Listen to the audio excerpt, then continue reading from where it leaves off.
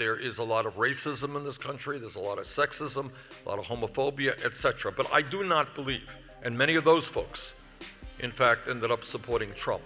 But I do believe it would be wrong to assume that those were the majority of his votes. The truth is that what Democrats have not been talking about enough is the understanding that there is an enormous amount of pain in this country. And it's a pain that is not seen on the television. Corporate media doesn't talk about it. Congress doesn't talk about it. Most people don't talk about it. The truth is, economically, we are better off today than we were 8 years ago when Bush left office. That's true. But the other truth, but that is only half the truth, because the other truth is that for 40 years, the middle class of this country has been in decline. And if you go all over this country, you see enormous pain and confusion as to why the people on top make huge amounts of money while the middle class continues to shrink and 43 million Americans live in poverty. And I'd like to thank you all for joining us tonight for Bernie Sanders' Our Revolution.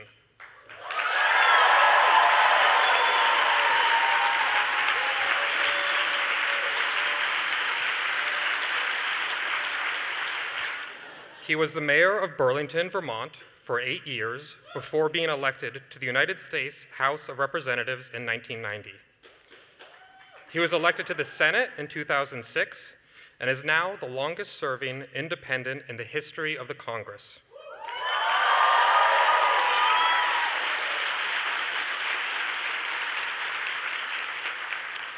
And since this is a music school, I should also note that in 1987, Bernie Sanders released the spoken word folk album, We Shall Overcome, though tonight he declined our offer of a guitar. And of course, his 2016 presidential campaign invigorated millions of Americans like never before by bringing progressive issues to the forefront of American politics and by giving them a future to believe in. It is this quest for this future that lives on tonight in our revolution. It is now my honor to introduce Senator Bernie Sanders.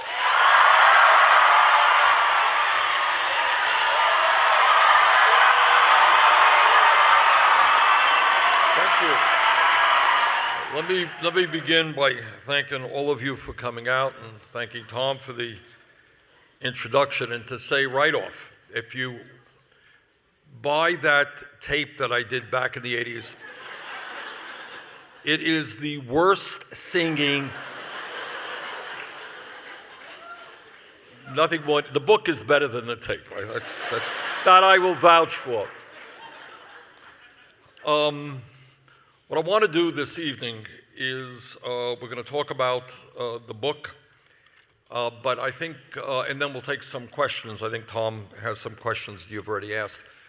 But before we do that, I suspect that one of or two of you have a few minor concerns about the election. So we'll say a few words about that, and then we'll get to the book. Just a few points. Please do not forget that Hillary Clinton ended up receiving 1.5 million votes more than Donald Trump. That's point number one.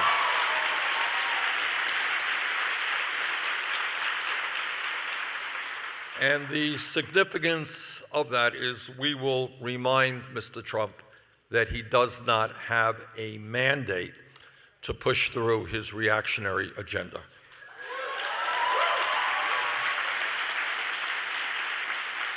And the second point that I want to make is progressives, all of us should understand that on virtually every major issue facing this country, whether it's raising the minimum wage to a living wage, whether it's pay equity for women, whether it is criminal justice reform or immigration reform, whether it's rebuilding our crumbling infrastructure, whether it's guaranteeing health care to all people, whether it's making public colleges and universities tuition-free. On all of those issues, the majority of the American people are with us. Don't ever forget that.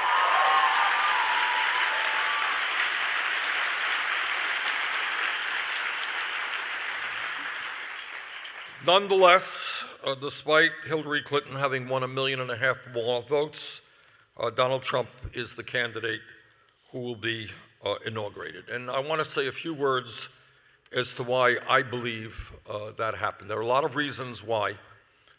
And I begin by saying, look, there is no ifs, buts, and maybes that there is a lot of racism in this country, there's a lot of sexism, a lot of homophobia, etc. But I do not believe, and many of those folks, in fact, ended up supporting Trump.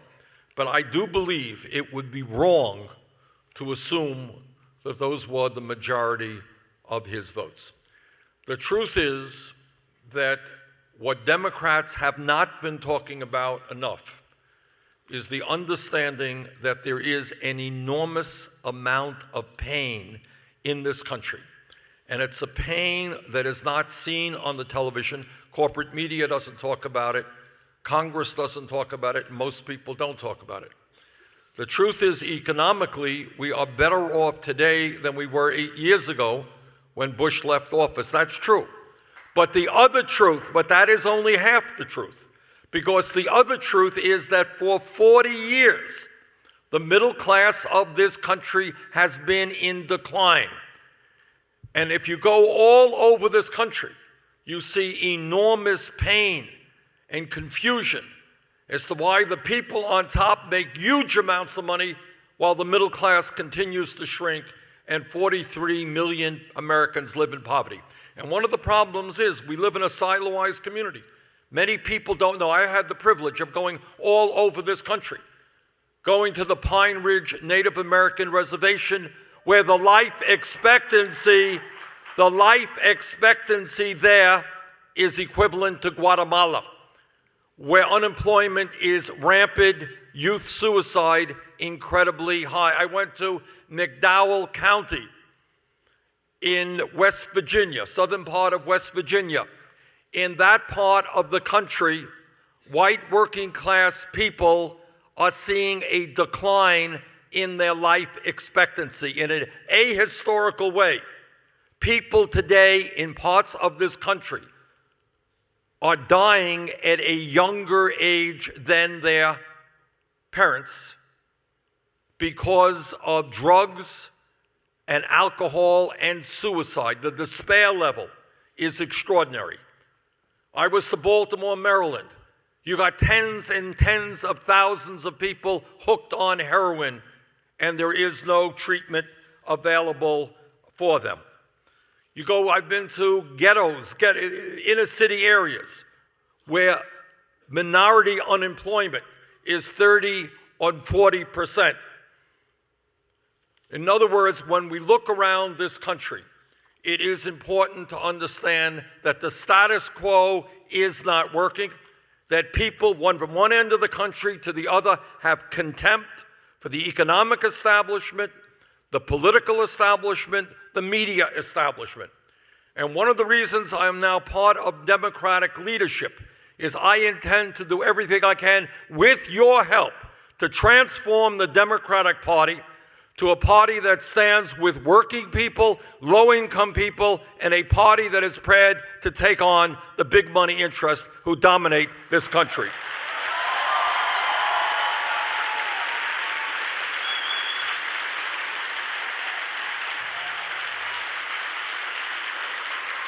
But I'm going to need your help to do that. The idea that somebody like a Donald Trump could pose as the anti-establishment candidate, could pose as the candidate of change, would be laughable if the consequences are not so dire. And what we, in fact, need to do as progressives is let every person in America understand that we are hearing their pain. We know that there are 28 million Americans who have no health insurance today, despite the gains of the Affordable Care Act. And many of you have high deductibles and high co-payments that keep you from going to a doctor when you should. There are thousands of people who die every year in this country because they do not go to a doctor when they should. We have millions of people trying to survive in America on $9, $10, or $11 an hour. You cannot survive on $9, $10, or $11 an hour, which is why together we are going to fight to raise the minimum wage to a living wage of $15 an hour.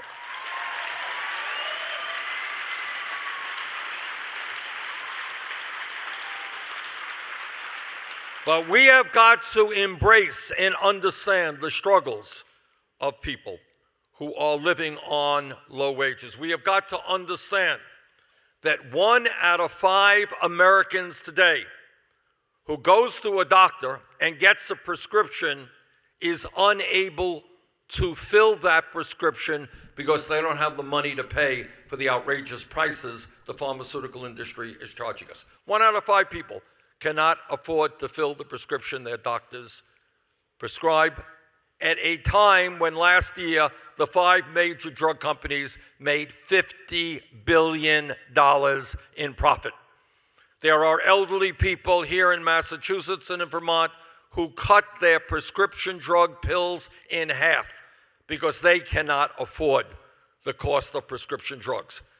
We have senior citizens, we have people with disabilities, we have disabled vets who are trying to get by on $11,000 or $12,000 a year Social Security. Nobody gets by on $11,000 or $12,000 a year Social Security. Almost half of the older workers in America, people 55 years of age and older, have zero in the bank as they enter retirement. Put yourself in the place of a 60-year-old worker, work his or her entire life, gonna retire in a few years, and you got nothing in the bank in order to help you in your last years. People are hurting, and it is time that we recognize that reality, and it is time that you and I and the Democratic Party made it clear those are the people we are standing with. We have the guts to take on Wall Street and the insurance companies and the drug companies and the fossil fuel industry. And when we do that, when we bring millions of people together here in the wealthiest country in the history of the world, when we do that, there is nothing we cannot accomplish.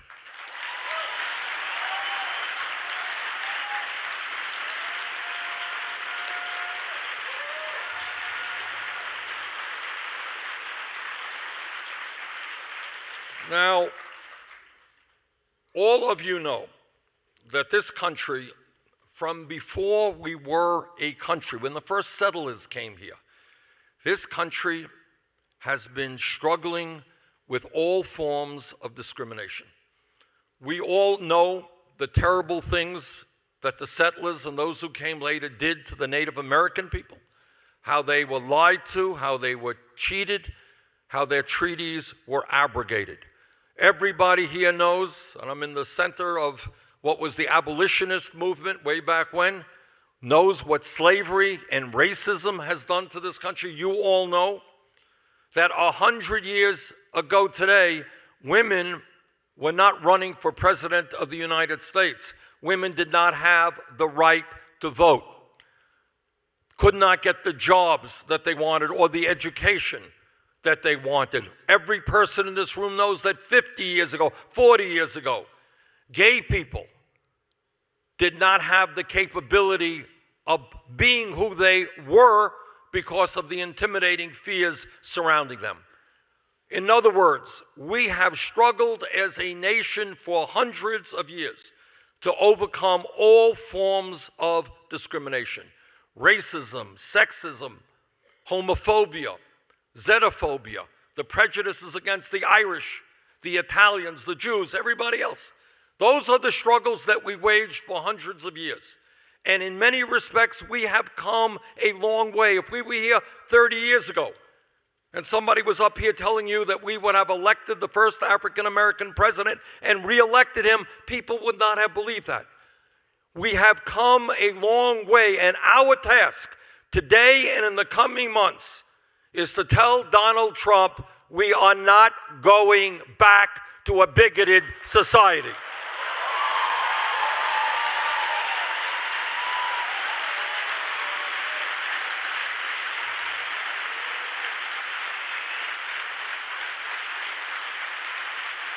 So and I don't have to explain to anybody here the racist background of Mr. Trump, the fact that he was a leader of the so-called birther movement, which was a very clear and racist effort to undermine the legitimacy of the first African-American president in our history. I don't have to tell anybody here the slurs and the awful things he has said about Mexicans, calling them criminals and rapists. I don't have to tell anybody here his attitude toward the Muslim people, one of the largest religions in the world, and supposedly in complete violation of the Constitution. He is not going to allow Muslim people to come into this country, and obviously I cannot even give you the words. I would be embarrassed to describe his attitude toward women and the things that he has said about women. Our job, in as clear and as effective way as possible, is to bring millions of people together and to tell Mr. Trump we will resist every day any effort at racism, at sexism, at homophobia, at xenophobia. We are not going to allow millions of people to be thrown out of this country and families to be broken up. We need to stand united and fight back at every level against the bigotry that he has brought forth.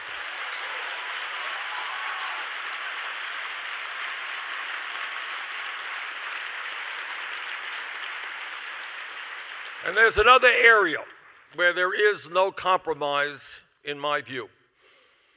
And that is Trump ran his campaign for president suggesting that climate change was a hoax emanating from China. I never did figure out why it was China and not some Muslim country or Mexico, but be that as it may. And again, this really would be laughable if the consequences were not so tragic. Just think about it for a moment. If the United States gives up on trying to combat climate change, gives up on trying to transform our energy system away from fossil fuel to energy efficiency and sustainable energy, that sends a signal to every major country on earth, to India, China, and Russia. You don't have to transform your energy. You can continue to rely on fossil fuels because that is exactly what the United States of America is doing. And if that happens, what the scientists have told us is pretty clear. What they have said is there will be more drought, more floods, more extreme weather disturbances, more rising sea levels, more acidification of the ocean. And the other thing that the CIA tells us will happen, and common sense suggests that it will, is when people around the world do not have water, when they do not have land to grow their crops on, there's going to be an increase in international conflict. Our job is to understand that we have a moral responsibility as custodians of this, our only planet. We have a moral responsibility to our children, and I've got 7 beautiful grandchildren and their kids and future generations, to make certain that we leave this planet in a way that is healthy and habitable for future generations.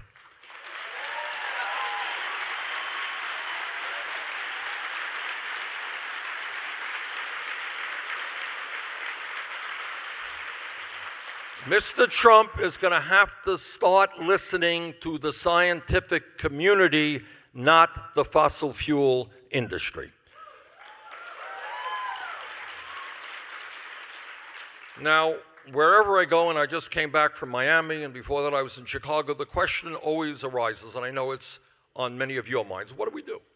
How do we effectively combat a reactionary agenda? And the only answer that I can give you is that we have got to understand that the real opposition will not just come from those of us in Congress. And I can assure you that your United States senators from Massachusetts will be helping to lead that opposition.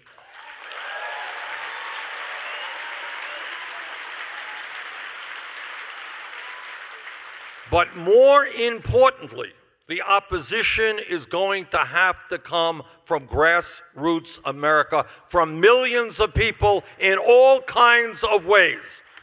We are fighting for the future of this planet. We are fighting to prevent this country from going back to a racist and sexist and bigoted past. There is an enormous amount of work to do. No one has all of the answers, and we together are going to have to figure it out. But I will tell you, we have got to rethink what politics means to each and every one of us. I beg of you, for the sake of your kids, get involved in whatever way makes sense to you. When we stand together as millions of people, we can defeat Trump's reactionary agenda. That I have no doubt of. But we have got to get involved.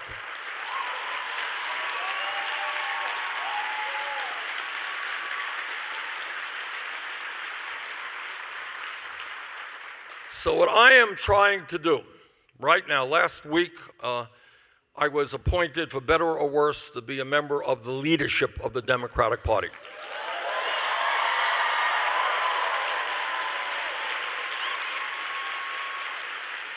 And the assignment that I was given was to get involved in grassroots efforts to do outreach. Well, I am here. All right? And I need your help. And I know Massachusetts, of course, is one of the more progressive states in this country, but we have got to be thinking. We have got to be thinking. I don't have all of the answers. We can beat this guy. We can beat this agenda, but we have to do it in a way that we have never done it before. And it's essentially reaching out to people who do not or may not agree with us on every single issue. But we got to bring people together because we are fighting for the future of this country. Let me say a few words about the book, and then we'll take some questions. I ended up the campaign. The first half of the book talks about the campaign. And the second half does something that I think is very important. And that is, when we talk about a progressive vision for America, what exactly are we talking about? How do we get there? And what are the details? If you talk about what I believe to be true, for example, that the United States has got to join the rest of the industrialized world and guarantee health care to all people as a right, all right? Well, that's good rhetoric, and I use it all the time, but how do you get there? How do you create a Medicare for all single-payer program? If we want to make public colleges and universities tuition-free, if we want to significantly reduce student debt, how do you do that? If we resent strongly the fact that Mr. Trump and other billionaires do not pay their fair share of taxes, or as Mr. Trump told us, he doesn't have to pay any federal income tax at all, what kind of tax system do we create that demands that large, profitable corporations no longer stash their profits in the Cayman Islands and Bermuda, and Mr. Trump and his billionaire friends start paying their fair share of taxes?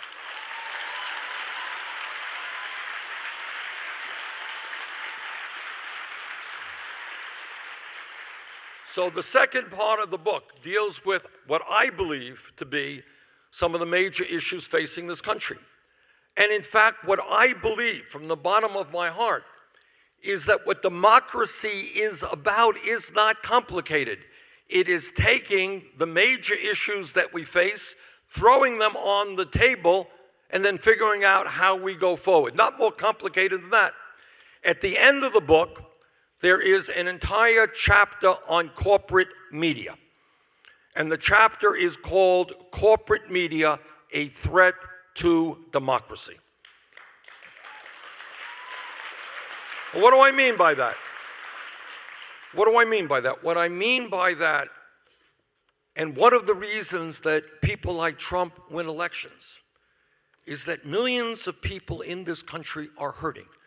You got moms out there, single moms, making $40,000 a year, paying $12,000 or $15,000 a year for childcare. How do you survive on $40,000 a year if you're paying $12,000 a year for childcare? You got older people who once worked in a factory with a union and made a strong middle-class wage, and then they saw that job go to China or Mexico or some other low-wage country. How do you feel if you are 60 years of age earning half the amount of money that you used to make because your job is now in China? So these are the kinds of issues that we put on the table in the book. And the second point in terms of the critique of the corporate media is the media talks about everything except the most important issues facing the American people.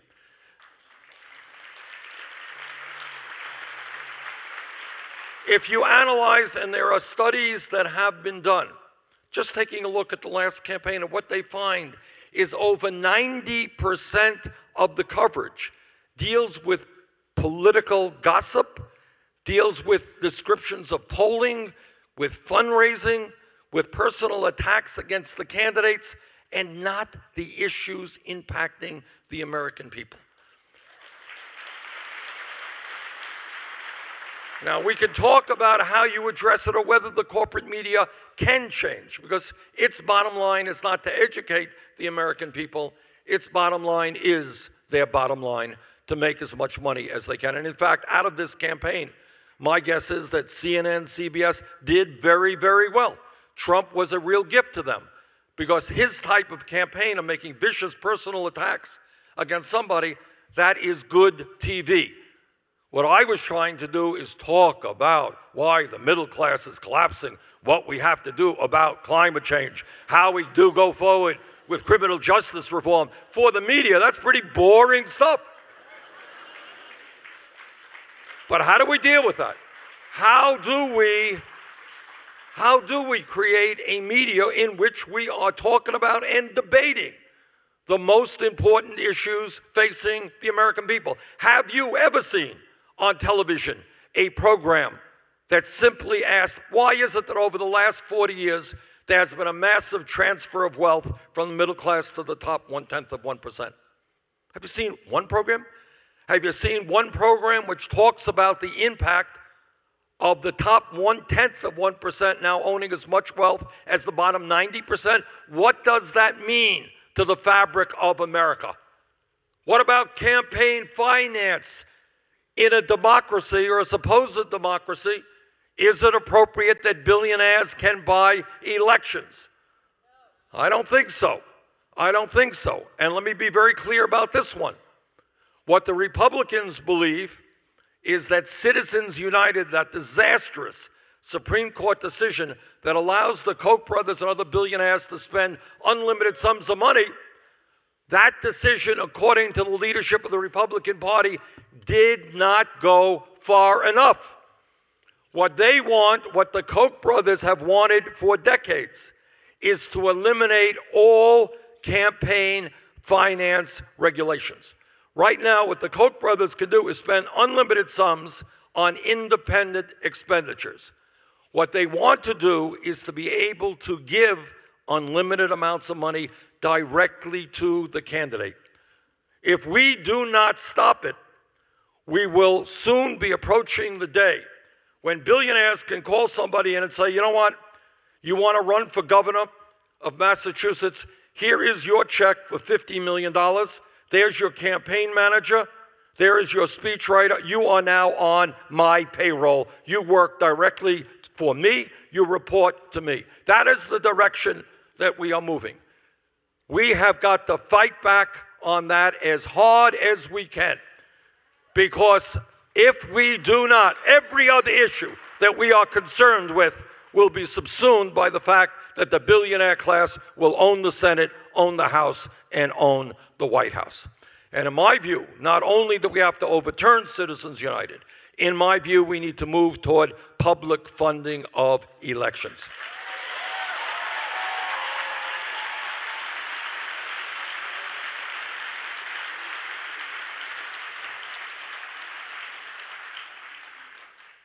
Now, the other issues, another issue out there that I write about extensively is the issue of the need for real criminal justice reform.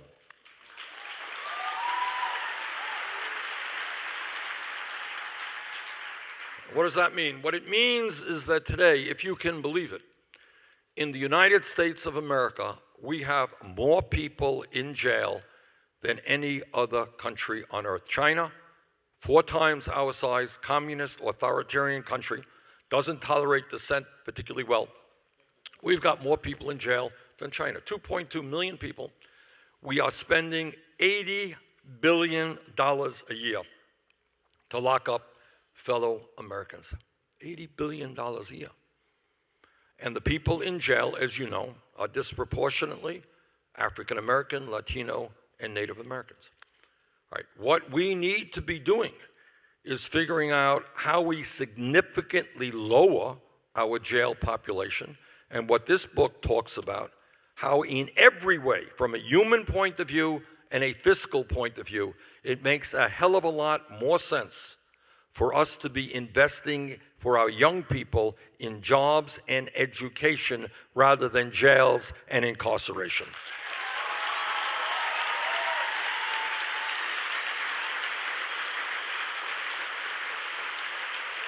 And then we also have to talk about, and the federal government can play an important role in this, is reforming local police departments all over this country.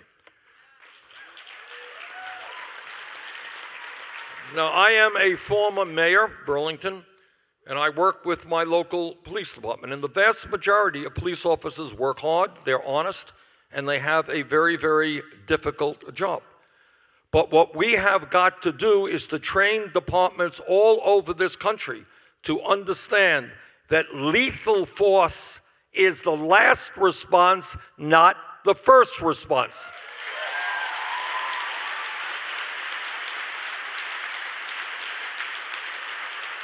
We have also got to understand that the way you treat mental illness is not by locking people up. That is not an effective way.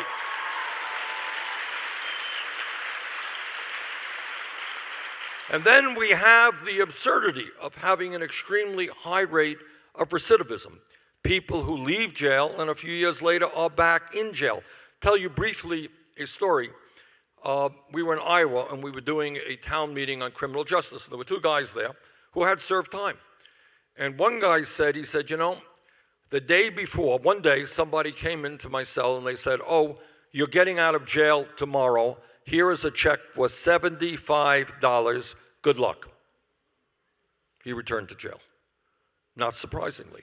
So we have got to figure out a way, and it is not that hard, that when people are serving time, that they get the education, that they get the job training, that they have decent and affordable housing when they get out, that they do not go back into the environment which got them into jail in the first place. That's not rocket science, that's just common sense.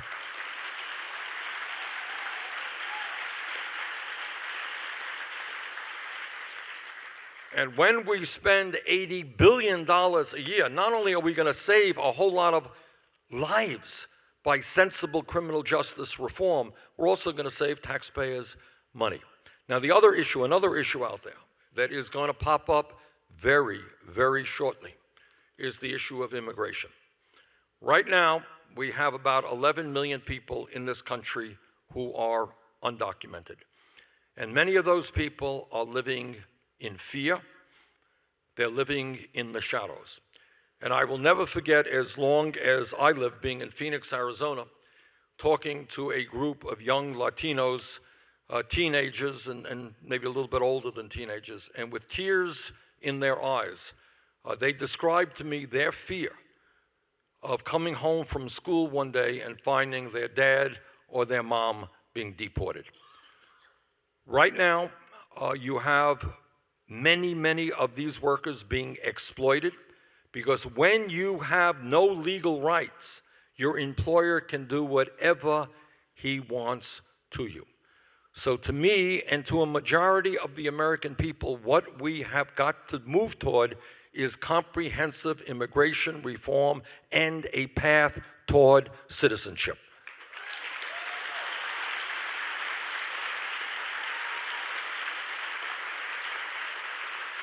And this issue is going to surface, I predict, within the first year, maybe even the first few months of the Trump administration. And it is terribly important that the majority of Americans, those of us who are white, stand up and defend and fight for the minority who are black or brown.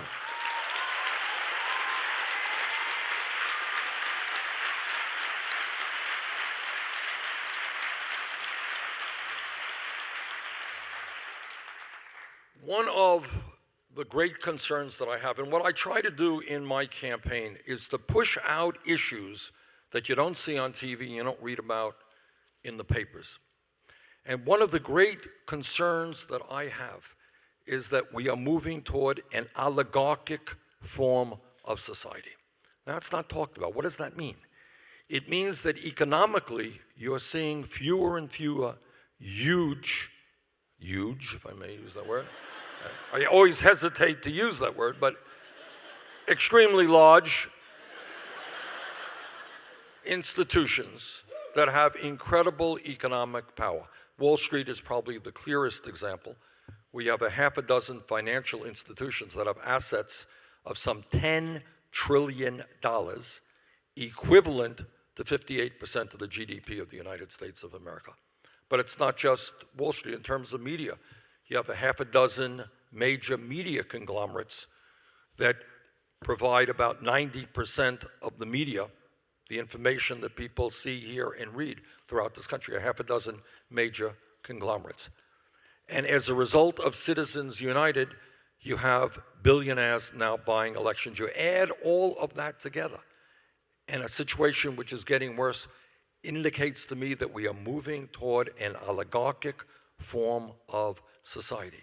And our job in every way is to fight back as hard as we can. Our job is to create a middle class which grows, not shrinks, to create a government that represents all of us and not just the 1%. And the only way that I know how we do that, again, is when millions of people stand up and make it clear they want nothing less than a government that represents all of us and not just the 1%. And to bring that about, you and you and you are going to have to be involved in the political process. So that is where we are today. We are at a moment in history which is pivotal. If Trump gets away with some of his disastrous ideas, I worry very much about what happens to my kids and my grandchildren and the future of this country. Our job is not to allow him to get away with it.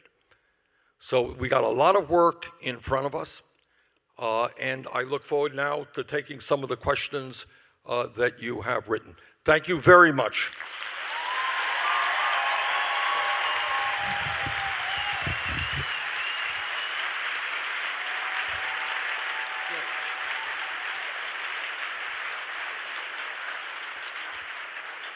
Thank you, Senator. Our first question comes from Rebecca, who says that you and Senator Warren are my heroes. And by the way, thank you all for ascending Elizabeth Warren to the U.S. Senate. Thank you.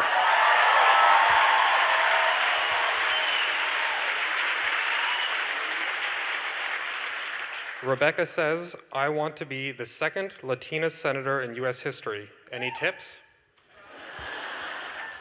Okay, let me respond in a way that the questioner may not be happy with.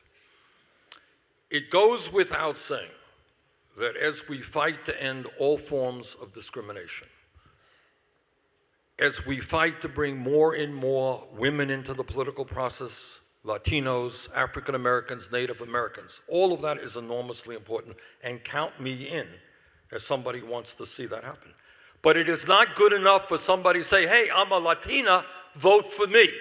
That is not good enough. I have to know whether that Latina is going to stand up with the working class of this country and is going to take on big money interests. Now, one of the problems, one of the struggles that we're going to have right now, let me lay it on the table in the Democratic Party, it is not good enough for me to say, okay, well, we got X number of African Americans over here, we got Y number of Latinos, we have Z number of women. We are a diverse party, a diverse nation. Not good enough.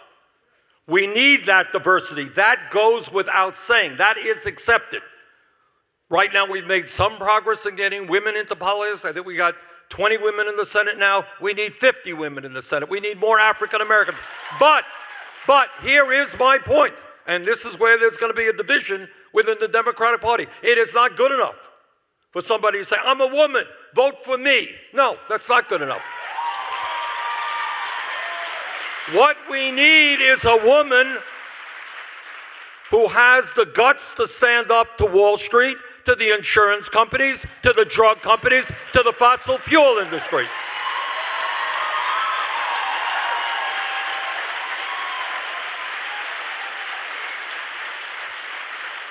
In other words, one of the struggles that you're going to be seeing in the Democratic Party is whether we go beyond identity politics. You know, I think it's a step forward in America if you have an African American head of CEO of some major corporation. But you know what? If that guy is going to be shipping jobs out of this country and exploiting his workers, doesn't mean a whole hell of a lot whether he's black or white or Latino. All right, and I know, some people may not agree with me, but that is the fight that we're going to have right now within the Democratic Party. The working class of this country is being decimated. That's why Donald Trump won. And what we need now are candidates who stand with those working people, who understand that real median family income has gone down, that young people in many parts of this country have a very limited future, that life expectancy for many workers is going down. People can't afford health care, can't afford their medicine, can't afford to send their kids to college. We need candidates, black and white and Latino and gay and male. We need all of that. But we need all of those candidates and public officials to have the guts to stand up to the oligarchy. That is the fight of today.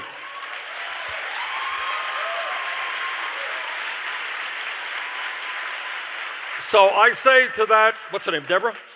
Rebecca, I would be delighted to support you, but it is not good enough that you're a woman, not good enough that you're a Latino. You're going to have to tell me how you stand on the major issues facing this country and whether you have the guts to take on big money.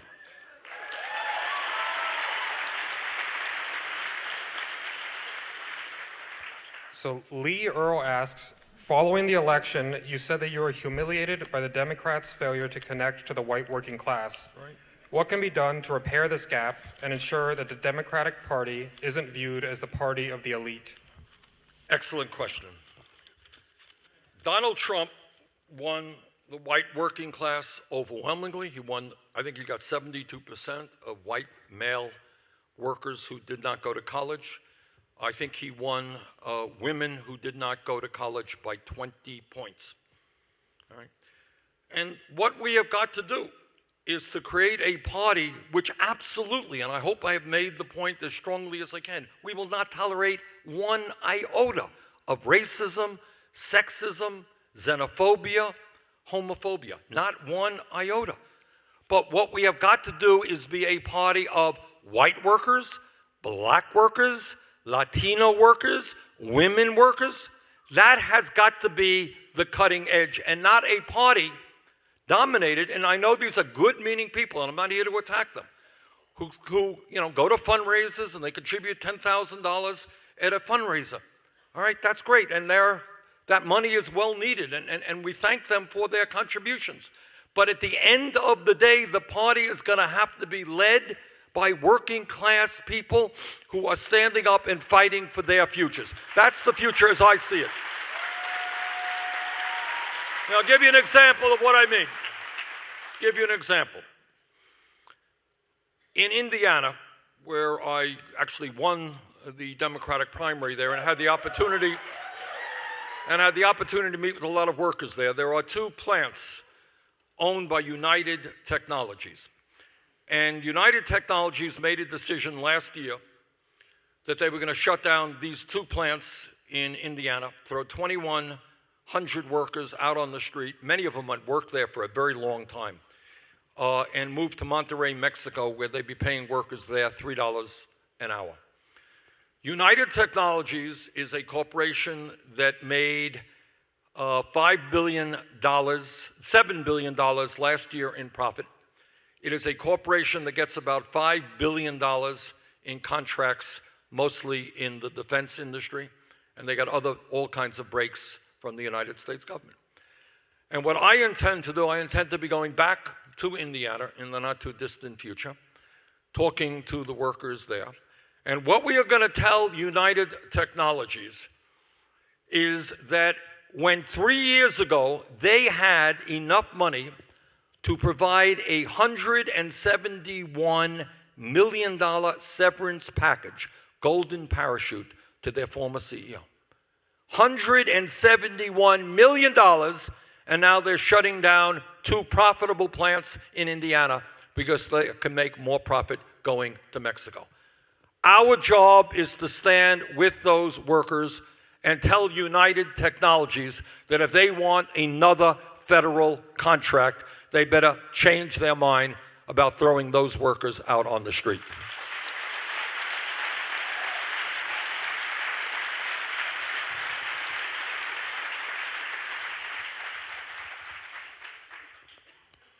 Phil asks, how should advocates for climate change control measures reconcile the loss of jobs in the coal and fossil fuel industries with stronger environmental regulations? This is the wealthiest country in the history of the world, and we can walk and chew bubble gum at the same time.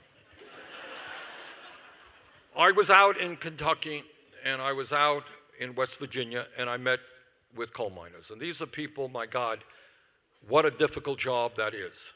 And life expectancy is not particularly high.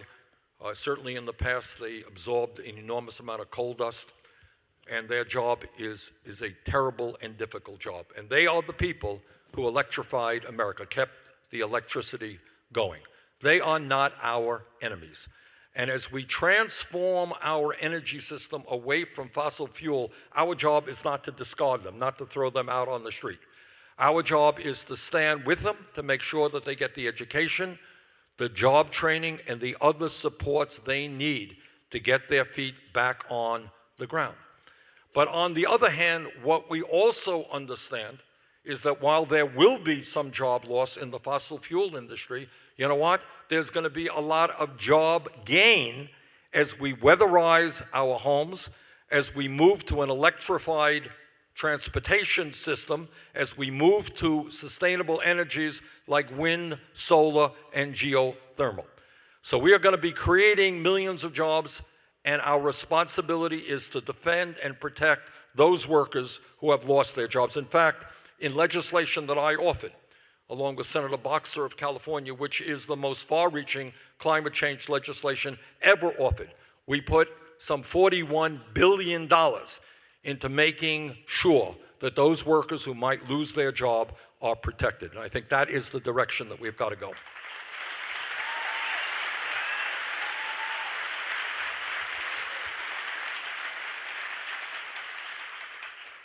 Leah wants to know, what did you think of Larry David's impersonation of you on Saturday Night Live? As we discuss the major issues facing world civilization, Larry David, all right, I'm going to break it to you. Are you ready, Tom? This is going to be a dramatic statement. I am Larry David. Pretty good imitation, huh? Sanders was busy tonight. He had to be in Washington. I came in instead. What do you think? Now, Larry David is a great comedian. He's a very decent guy, and it's a little bit frightening watching somebody do a better job of being me than I do of being me. So, I like him very much. Michelle writes, as a black woman, I worry that some of our personal social justice interests and passions, such as women's rights, immigration issues, racial equality, and LGBT rights, will divide the progressive movement and overshadow our need to stand together. How can we avoid this division while amplifying our voices on personal issues that are tremendously personal? I don't think it's an either or. I really don't. And I think that's one of the problems, if I may. I'm being very frank here, and I'm sure not everybody will agree with me. But, I don't think it is an either or. I think that it goes without saying, as I've tried to say earlier today, that there cannot be 1 ounce of compromise in terms of racism, in terms of sexism, in terms of homophobia, in terms of xenophobia.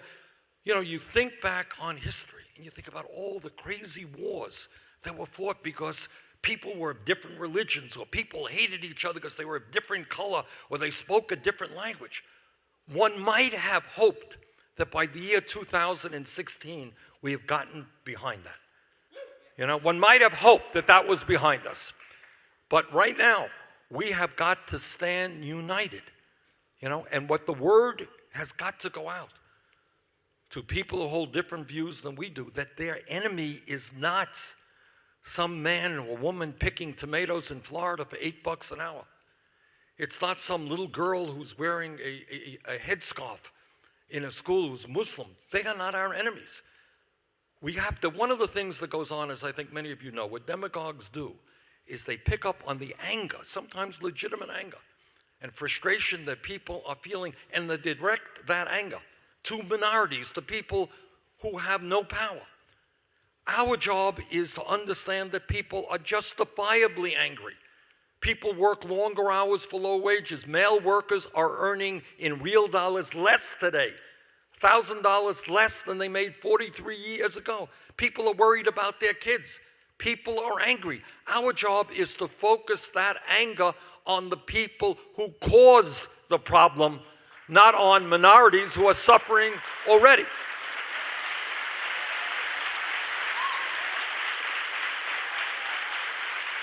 So I don't see a contradiction. It's not either or.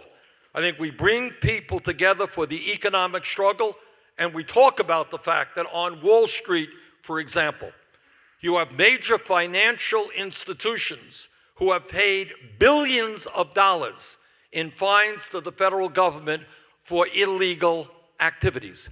Do you know how many executives on Wall Street have been prosecuted? 0.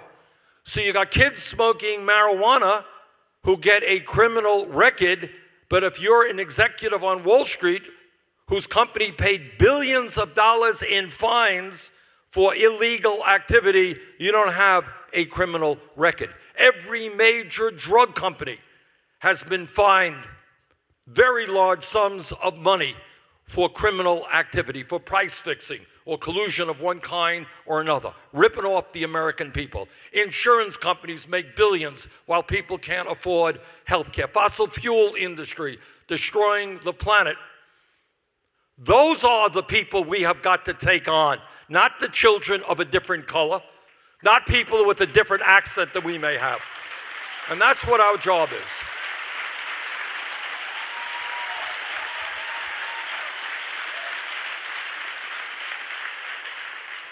This next question is from Deborah, who writes, you've been highly critical of corporate media and the stories they choose to focus on. How did you see this in the coverage of your own presidential campaign? And in what ways do you think that corporate media shaped the election as a whole? We've got a good chapter on that one. All right, the easy answer, and I didn't even know this until after the campaign, and there were some studies that came out about corporate media coverage. And there's a group that kind of analyzes the nature of coverage, how much time media spends on various subjects. Just a couple of points. From January 1st, 2015, I think it was, until almost the end of the year, ABC provided 10 seconds, 10 or 20 seconds of coverage to my campaign. And Donald Trump, needless to say, got, infinitely more coverage. And we did a little bit better on CBS and NBC, but not a whole lot better. So that's one part, which is not even to me the major issue. That's important. And when you take on the entire establishment, the establishment usually does not reciprocate with love and kindness. But here's the second issue, which kind of blew me away. And I think it was it was Sunday morning shows. They look at what kind of coverage takes place on Sunday morning shows. And the Sunday morning shows, Meet the Press, etc., are important not just because people watch it, because they kind of set the tone for media coverage for the rest of the week. They focus on an issue, they'll write about that issue, and that's what will be discussed for the next few days. It turns out that I think on the Sunday morning shows, they analyzed how much time was given to discussing poverty. 43 million Americans live in poverty. More people live in poverty today than almost any time in American history. It is of some significance. Turns out that there was almost no discussion about poverty, and I think about 2/3 of the discussion came from my campaign when I appeared on these shows.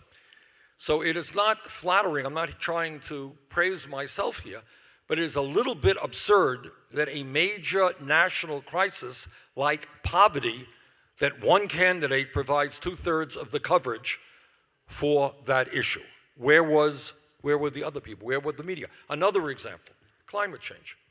A couple of years ago, a study came out and found out that climate change had received almost no coverage on the Sunday morning shows. Virtually no scientists were on the Sunday morning shows talking about what was going on and what would happen if we did not transform our energy system.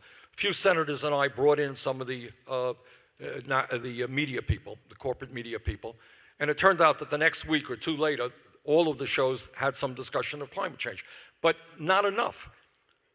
Not enough. We have a planetary crisis that does not get the coverage that it deserves. Now, what's the point? The point is that for media, if a candidate attacks another candidate, that's pretty easy to cover. If I call you a bad name, that gets me a headline. Then you respond and we're off and running. That's easy media coverage. What is harder is to cover issues like why the middle class is declining, why we're the only major country not to provide health care to all people, the only major country not to provide paid family and medical leave. What is the impact of big money on politics? Those are issues that by and large television does not cover. So the thrust of what I said in the book is that this country faces enormous crises, and yet you turn on the television, you see almost no coverage of those crises. As mentioned before, over 90% of the coverage during my primary campaign and the general election was on Hillary Clinton or Donald Trump. They are not the important people. The American people are the important people. The American people want to hear discussion about their needs.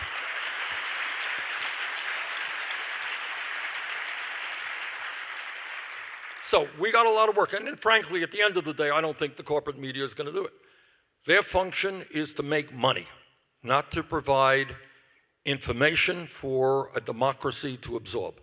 I think we're going to have to figure, and you guys are going to have to think about it as well as me. I think the internet obviously opens up enormous opportunities. One of the reasons that our campaign did extraordinarily well, we won young people's vote, black and white and Latino, young people all over the country, has a lot to do that young people get their information from the internet. We were able to communicate through the internet. Older people do not. They watch television. We did rather poorly among older people, and that's one of the reasons why. So we've got to figure out a way. How do we educate people? How do we get truth out? How do you combat what is another phenomenon, and that is simply fake media that lies? That's a serious problem. A lot of work that has to be done, but it is an issue we have got to focus on. How do we educate? How do we demand serious discussion? What should we do with climate change? What is the most effective way forward? How do you have a healthcare system that is cost-effective and guarantees health care to all people? What is the kind of legislation you need to provide pay equity for women so they're not making 79 cents on the dollar? What about immigration reform? Not easy issues. We know what we want to do. How do we do it? How do we get people to be thinking about those issues? That's what we've got to do. Frankly, I don't think the corporate media will do it. So we've got to figure out another way to do it. Gustav says, considering that you released an album in 1987 calling for revolution, would you say that musicians and artists in general have any particular duty to contribute to the revolution through art? And a follow-up from Jed, who asked, do you listen to Killer Mike in your car? One of the memories that I will always hold with me from the campaign is the kind of spontaneous outpouring of imagination and all kinds of efforts. We could be reading in the paper, people in Memphis, Tennessee doing something. We didn't organize it. People just came out of the woodwork. And the amount of artwork, wherever we went, we did zillions of rallies all over this country. We almost always had local musicians. And without exception, they were great. They were really extraordinary, a whole lot of artwork. So to answer the question, absolutely. I think art and music and culture in general, we have got to create a culture for the people. When I was elected mayor of Burlington, I mean, one of the first things we did is establish a mayor's council on the arts, and it resulted in a lot of fantastic things. So I think art is absolutely, absolutely essential to any political revolution.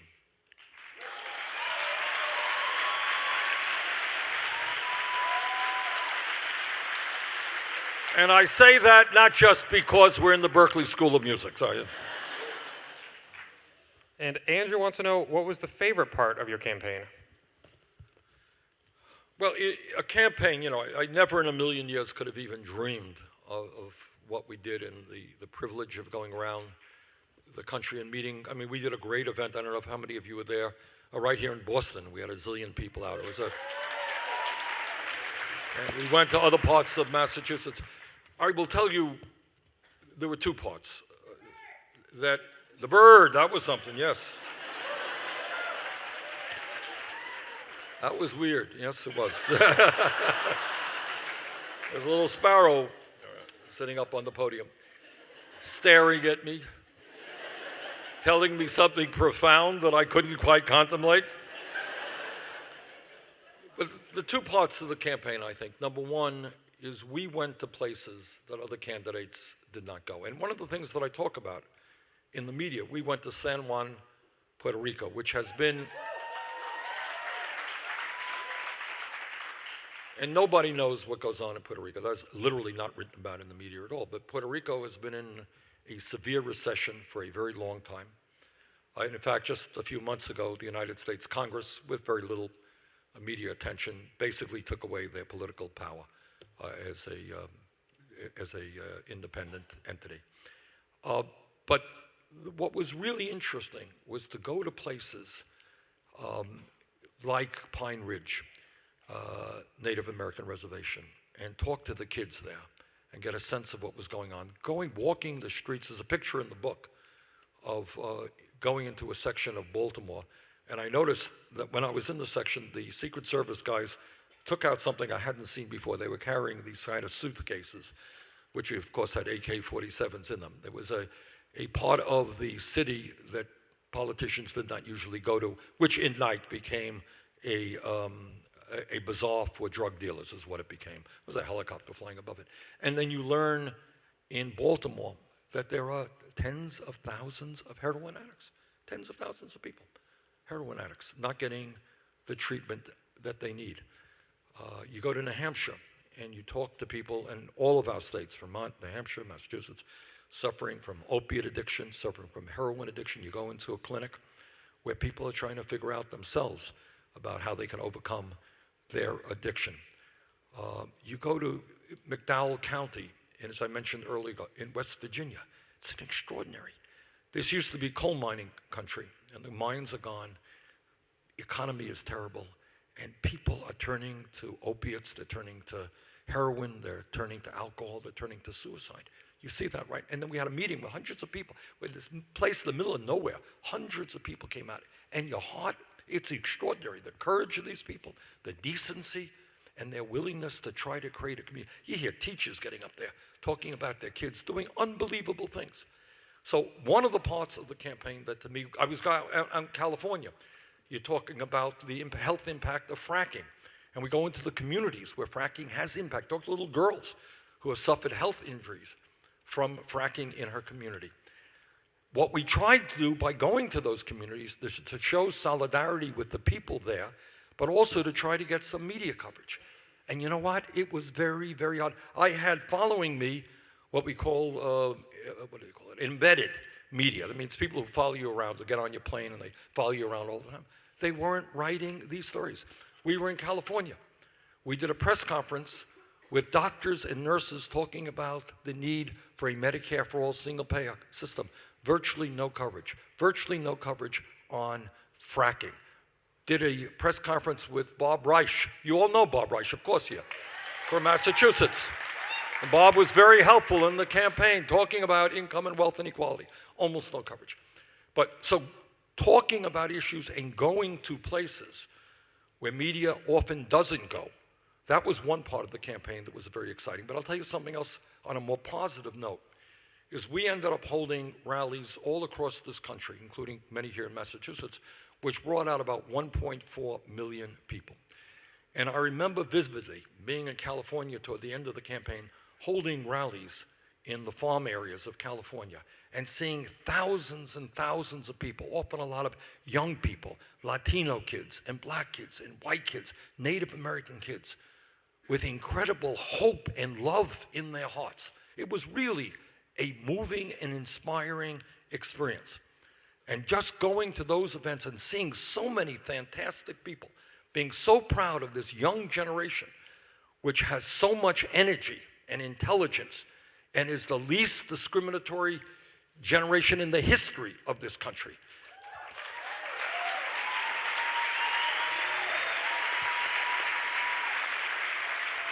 You know, just seeing that was a very, very moving experience, which will stay with me to my last day on earth.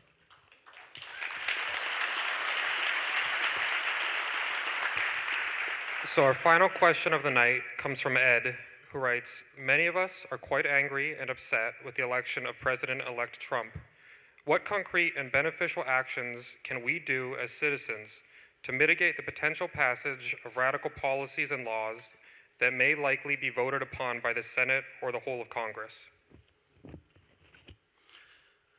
The fight against the xenophobia, the fight to defend immigrants, the fight against racism or sexism is going to be waged, as I mentioned a moment ago, on two fronts. It's going to be waged in the Congress, and those of us out there are going to do everything that we can to use the tactics that we can to stop that reactionary agenda. But I think more importantly is what is going to take place in grassroots America. And this is a responsibility that we all share, and I'm going to play an active role in this. I'm going to come back here, and I'm going to need your help to stand up. And we got to be very, we got to see what's going to happen. We don't know exactly what's going to happen. But we have got to be prepared to be extremely bold and to understand that the action is not going to only take place in Congress. It's going to take place on the streets of America. It's going to take place in our workplaces. Millions of people.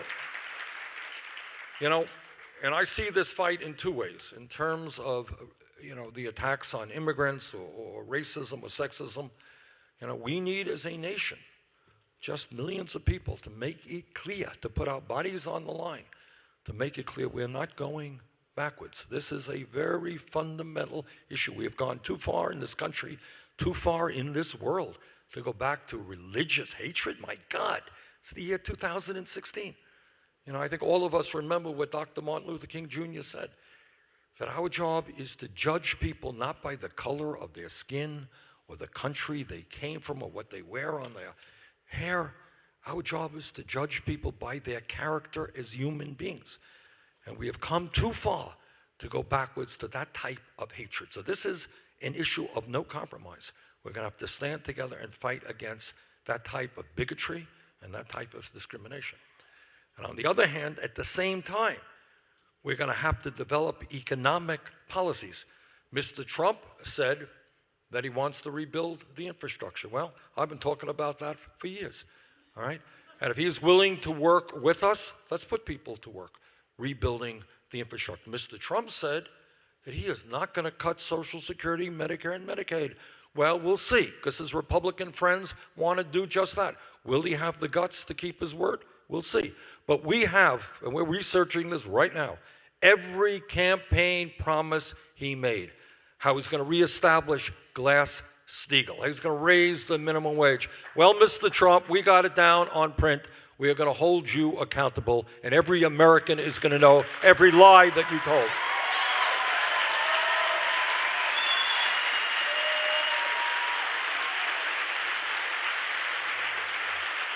Well, let me conclude by thanking you all for coming out, and to just say this. Let me be as clear as I can be.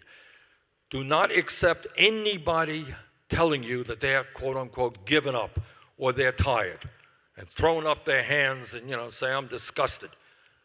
You do not have the right to be in despair, because the struggle that we're fighting right now is not just your lives, it is your children's lives, it is future children's lives. Despair is not an option. The option is to fight back in as effective and creative ways that each and all of us can think of. That's our goal. That's what we've got to do. Let's go forward. Thank you.